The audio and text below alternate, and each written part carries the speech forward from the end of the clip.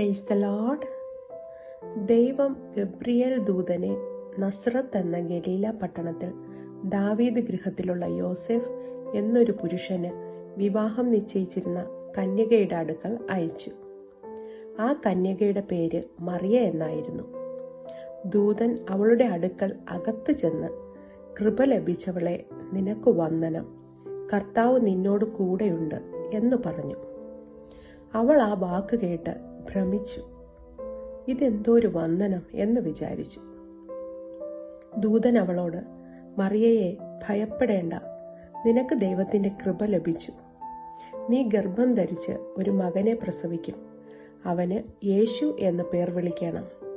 അവൻ വലിയവനാകും, അത്യുന്നതന്റെ പുത്രൻ എന്ന് വിളിക്കപ്പെടും. കർത്താവായ ദൈവം അവന്റെ പിതാവായ ദാവീദിന്റെ സിംഹാസനം അവന് കൊടുക്കും. അവൻ യാക്കോബ് ഗൃഹത്തിന് എന്നേക്കും രാജാവായിരിക്കും. അവന്റെ രാജ്യത്തിന് അവസാനമുണ്ടാകയില്ല എന്ന് പറഞ്ഞു. മറിയ ദൂതനോട്, ഞാൻ പുരുഷനെ അറിയായികയാൽ ഇതെങ്ങനെ സംഭവിക്കും എന്ന് പറഞ്ഞു. അതിന് ദൂതൻ, പരിശുദ്ധാത്മാവ് നിന്റെ മേൽ വരും, അത്യുന്നതന്റെ ശക്തി നിന്റെ മേൽ നിഴലിടും. ആകയാൽ ഉത്ഭവിക്കുന്ന വിശുദ്ധ പ്രജ ദൈവപുത്രൻ എന്ന് വിളിക്കപ്പെടും. ദൈവത്തിന് ഒരു കാര്യവും അസാധ്യമല്ലല്ലോ എന്ന് ഉത്തരം പറഞ്ഞു. അതിനു മറിയ, ഇതാ ഞാൻ കർത്താവിന്റെ ദാസി, നിന്റെ വാക്കുപോലെ എനിക്ക് ഭവിക്കട്ടെ എന്ന് പറഞ്ഞു. ദൂതൻ അവളെ വിട്ടുപോയി. മറിയ യോസെഫിന് വിവാഹം നിശ്ചയിക്കപ്പെട്ട ശേഷം അവർ കൂടി വരും മുമ്പേ പരിശുദ്ധാത്മാവിനാൽ ഗർഭിണിയായി എന്ന് കണ്ടു. അവളുടെ ഭർത്താവായ യോസെഫ് നീതിമാനാകൊണ്ടും അവൾക്ക് ലോക അപവാദം വരുത്തുവാൻ അവന് മനസ്സില്ലായ്ക കൊണ്ടും അവളെ ഗൂഢമായി ഉപേക്ഷിപ്പാൻ ഭാവിച്ചു. ഇങ്ങനെ നനച്ചിരിക്കുമ്പോൾ കർത്താവിന്റെ ദൂതൻ അവന് സ്വപ്നത്തിൽ പ്രത്യക്ഷനായി, ദാവീദിന്റെ മകനായ യോസെഫെ, നിന്റെ ഭാര്യയായ മറിയയെ ചേർത്തുകൊള്ളുവാൻ ശങ്കിക്കേണ്ട. അവളിൽ ഉൽപാദിതമായത് പരിശുദ്ധാത്മാവിനാൽ ആകുന്നു. അവൾ ഒരു മകനെ പ്രസവിക്കും. അവൻ തന്റെ ജനത്തെ അവരുടെ പാപങ്ങളിൽ നിന്ന് രക്ഷിപ്പാനിരിപ്പകൊണ്ട് നീ അവന് യേശു എന്ന് പേരിടേണം. യോസെഫ് ഉറക്കമുണർന്ന് കർത്താവിന്റെ ദൂതൻ കൽപ്പിച്ചതുപോലെ ചെയ്തു.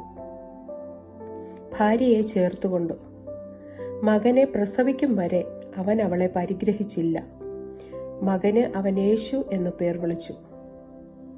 വിശുദ്ധ ബൈബിളിൽ ലൂക്കോസ് 2:10-11 വരെയുള്ള വാക്യങ്ങളിൽ ദൂതൻ അവരോട്, ഭയപ്പെടേണ്ട, സർവ്വജനത്തിനും ഉണ്ടാവാനുള്ള ഒരു മഹാസന്തോഷം ഞാൻ നിങ്ങളോട് സുവിശേഷിക്കുന്നു. കർത്താവായ ക്രിസ്തു എന്ന രക്ഷിതാവ് ഇന്ന് ദാവീദിന്റെ പട്ടണത്തിൽ നിങ്ങൾക്കായി ജനിച്ചിരിക്കുന്നു എന്നെഴുതിയിരിക്കുന്നു.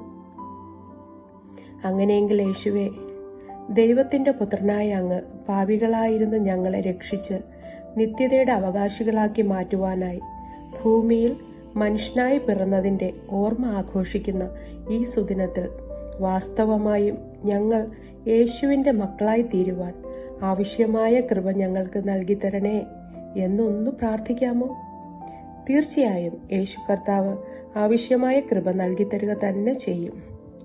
സ്വർഗീയ സന്തോഷം കൊണ്ട് യേശു കർത്താവ് നിങ്ങളെ നിറയ്ക്കട്ടെ എന്ന പ്രാർത്ഥനയോടെ, ഗോഡ് ബ്ലസ് യു.